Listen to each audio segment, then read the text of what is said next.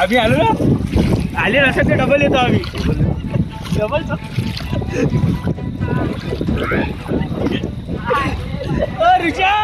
अळणगाव या गावाचे निम्न पीडित धरणांतर्गत मौजा कटोरा येथे पुनर्वसन झालेले आहे.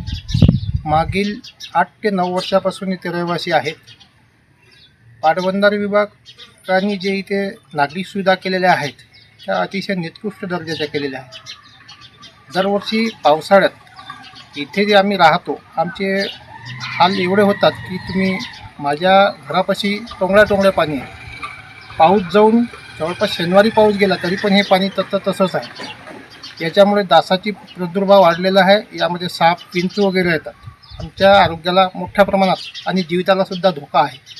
आम्ही वारंवार पाटबंधारेकडे पाठपुरावा केला असता त्यांनी या कामाची दखल घेतली नाही आणि 2022मध्ये पाटबंधारे विभागाने हे जिल्हा परिषदकडे हँडवर्क केलं असं सांगतात आणि 4 वर्षे होऊनसुद्धा जिल्हा परिषदेने या कामाची दुरुस्ती केली नाही.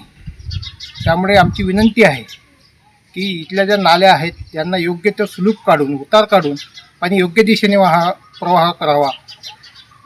अन्यथा आम्ही आंदोलन करू आणि ज्या यंत्रणेने हे कामं केले आहेत 8-9 वर्षाआधी त्या यंत्रणेवर त्यातले कार्यकारी अभियंता असो, उपअभियंता असो की इंजिनियर असो त्यावर कारवाई करावी अशी आमची गावकऱ्यांची मागणी आहे.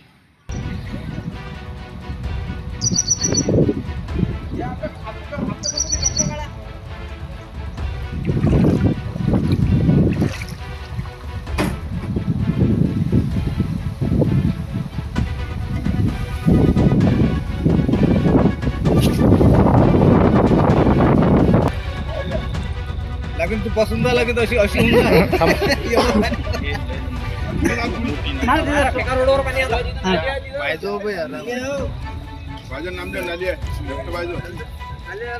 पीडित प्रकल्प मौजा कटोरा पुनर्वसन येथे आमच्या इथे पुनर्वसनातनी आमच्यावाल्या नाल्या रोड खूप काही पाणी जिरलेलं आहे. माड्या पाणी आहे. घरोघरी जाऊन तुम्ही तपासणी करा या. आणि त्या लोकांना सांगण्यात येते की कलेक्टर ऑफिसला आम्ही खूप काही निवेदन दिलेले आहे तरी पण कलेक्टरनं कोणताही निर्णय घेतला नाही.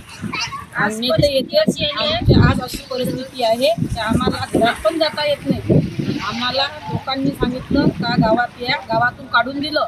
नेते लोक येतात आम्हाला काढून देतात.